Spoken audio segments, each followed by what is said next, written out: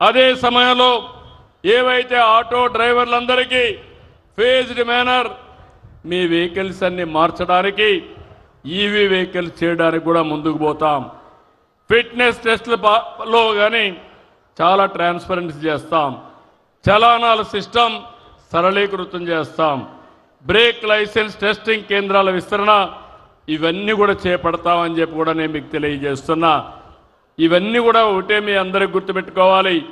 ఈరోజు ఈ ప్రభుత్వం పేదల ప్రభుత్వం, మధ్యతరగతి ప్రభుత్వం.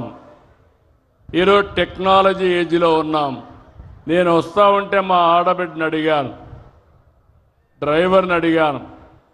అడిగితే ఒకటే మాట అన్నాడు, సార్ టెక్నాలజీని నేను కూడా ఉపయోగించుకుంటున్నా.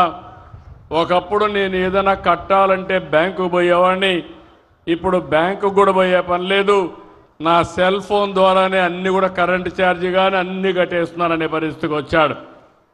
దేశంలోనే మొట్టమొదటిసారిగా వాట్సాప్ గవర్నెన్స్ పెట్టి 750 సేవలు నేరుగా మీకు అందించిన ఏకైక ప్రభుత్వం ఎన్డీఏ ప్రభుత్వం.